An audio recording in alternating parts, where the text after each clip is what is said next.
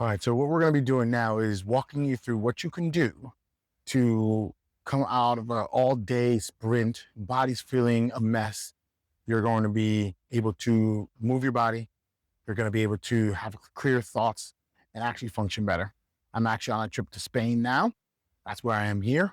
And I already flew the 7, 8 hours, traveled through customs. I did all the things. 24 hours later, haven't really slept. I'm on 3 hours of sleep. This is a normal thing for people that travel and jet set. But the way that you're going to do to now rehab yourself and get your body ready to last throughout the day, so on and so forth, is you have to now dial in your body. Now, a couple of things that you have to remember. One, your body is going through a time issue. It's being stretched in many different ways. So I want you to think of your body acting on no sleep. What do you do when you have no sleep? So if you're working all night, if you're doing all the different things, you need to get your body dialed in, then your mind dialed in. So I'm going to go through a couple different things, but first I'm going to talk about the body, then I'm going to talk about the jet lag, and then I'm going to talk about the overall bigger picture. So the first thing that you have to do is remember, you're going to be sitting for a long time. So if you're not preparing certain muscles to be able to stay on and stay active, you're going to fail automatically, or you're going to have to do this way more. So before you start traveling, you have to have your feet in line. Your ankles need to be able to move. Then you have to get your glutes and your hips and your hip flexors being able to open and close. You need to be able to activate your glutes and have your hip flexors open. So if you turn your hip back, get this to turn on, you should feel a stretch here if you opened up your chest. That's how you know you can activate your glutes and open your chest. As well as you need your shoulders to be able to glide and be able to move without chunking your body forward. Those things are the foundations to make this work relatively well. So those are quad stretches. Those are ankle mobility drills. Those are shoulder and pec openers so you can breathe, because breathing plays a massive role, as well as pelvic floor, right? So now those are your precursors that you need to have. What you need to do now is, as you're going through the plane ride, I want you to think about it in a couple of different ways. Throughout the plane ride, you're going to need to get up and open up your hips and get that to your glute to fire. And the easiest way to do it, like my wife was actually screaming at me because it's a small little aisle and I'm here doing this on the plane. She was like, stop that. You're putting your butt in somebody's face. So I don't agree with doing that because that was kind of foolish of me. So I walked to the back. Now, the way that you walk to the back is, think about like you're walking down the aisle. You're going to elongate the big toe, pick the big toe up. You're going to feel your hamstring turn on, your glute turn on, and then a slight stretch. Just in that simple moving back action that you need. You need to be able to push back, pick up the heel, and go. So it's just a simple walk. And that's what you're going to do. And you're going to feel that turn on. You're going to do that throughout the time if you're able to do so. We're traveled, and we like from 7, and then it turned into, I go to sleep at 10. My body didn't want to turn anything on after that. But throughout the day, because I had an aisle seat, people hitting me, waking me up, I had to now make that work. So I did those actions to get my hips moving and my back didn't even flare up. Second, while you're sitting, you're going to grab the floor just with your foot and pull your right foot back and push your foot forward, which is going to start to offset your hips. And you're going to feel your hamstring on your left turn on. That's the key point. Turn on the hamstring on the left side, get that to contract. You'll start to feel your hips getting better. While you're doing that, you want to now pick up the pelvic floor, blow all your air out, and you're going to straighten up in your seat, blow all your air out. That's going to bring in your transverse abdominal and your pelvic floor, and then let it out, up, out, and start practicing that. And that's just while you're doing whatever your case may be. Now, this is where it gets a little harder. You're wearing the neck cradle, or you're sleeping, or whatever the case may be. Your neck and your whole upper torso is not going to be very happy on the trail end of your trip. You have to now wake that up. That's where the meridian training comes in. You have to now start getting these meridian systems and the neck to start loosening up. So when people get up and you see them and they just move, all they're doing is fighting the tension and now addressing and acknowledging they have tightness rather than acknowledging they want movement. So I want you to think circles. From the very, very top of your head, you're going to be sitting there and you're just going to make circles like so. And I want you to do 10 to 20 rotations of that, and then go the other way, right? So you're just doing a circle here, and you're just gonna feel a lot of grittiness, and then you're going to look down and do circles going down. So now you're doing horizontal circles.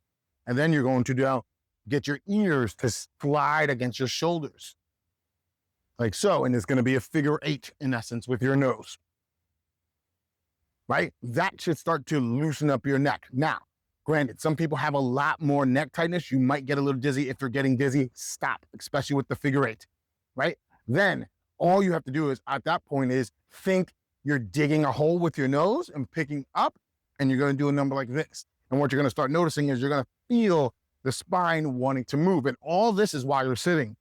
And you're just gonna start allowing your spine to move, and it's gonna ripple throughout the spine. That's now gonna get your spine in line. And as you after that, all you have to do now is roll back.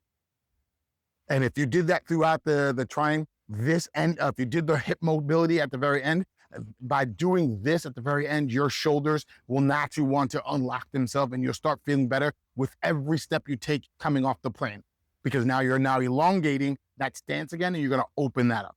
That's how you get your body to dial back in, as well as feel better. Now, breathing wise, throughout the whole time, you have to get your pelvic floor to come up and drop. And that's diaphragmatic breathing to get you to calm down, because you are flying, which then brings you to, what do you do to now fight the jet lag? That has a lot to do with your hydration. I have baking soda. I have a couple of rehydration mixes that I do, but you have to stay hydrated. And there's many different hacks, not sleeping the first day, yada, yada, yada. I don't want to focus on that. What I have to get you to do is, you have to get as much sun as possible, as well as I'm barefoot on the ground, and I have a grounding mat inside the house. The more your body can feel the different electro waves, the frequencies of the new place that you're in, the faster it's gonna dial in, right? So get outside, get your feet on the ground, and just get some sun. Breathe, stay hydrated. That is the key for jet lag. Now, everyone's gonna be different based off of how well your body is now optimized and ready to move. The more you can get your body to move, the better your body is going to dial things in. Now, there's a caveat to that. You can burn through all of your energy if you're not conditioned for energy, and then you'll just tank. There is a rhythm that you need to be able to move in. And I'm not talking about going for a big heavy workout. Just saying, keep your body moving. The more your body is moving, the more energy is able to produce. If you're able to last as long as you possibly can and go closer to the nighttime and go back to your bedtime at that new time, you'll probably swing back a lot faster. Now, that's a caveat that probably is there, because everybody's body is different. The last thing I want to get you to notice is, if you're now thinking about optimizing your body, you're always doing this as a norm, not just because you're taking a long trip, because then you're going to be fighting your old way of doing things, which is protection, which is locking up. And now you're fighting up your locking up. So my advice to you and my plea to you is, you have to start doing this regularly, getting your feet to dial in. Oh, I forgot one last thing. Inside the plane, while you're doing the hip activation, you're gonna start grabbing and clawing at your shoes. And what that's gonna do is start activating your feet.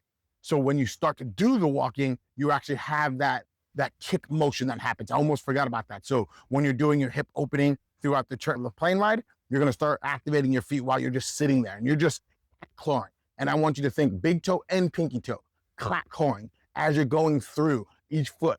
And that's gonna activate that, which then brings me back to here. If you're not getting your feet to get dialed in consistently and having your feet active, taking energy, we're not just talking about strong, we're talking taking energy, because now it's grounding you. If your ankles are not moving, your hips are not moving, you won't be able to sit back on yourself without sitting back and lunching over. You wanna be able to sit back on yourself and your back stay straight.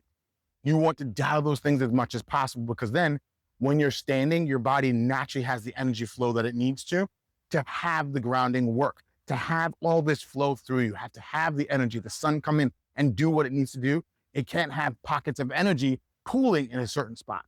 So if you live your life in this position, and then you're expecting all this to work really, really fast, it won't until you get your shoulders back, head back, because your belly and your core is tucked in. Everything's here on a natural tone base. That is the key to this world of optimization, is your tonality rate throughout your day. So here from Spain, hope this tip actually helped you out. Please give me any response that you need, any questions that you need, because I love giving these out. I'm just going to love hearing your thoughts. I'm going to love answering them because this is a new place for me. I've never been in Spain. So everyone, enjoy.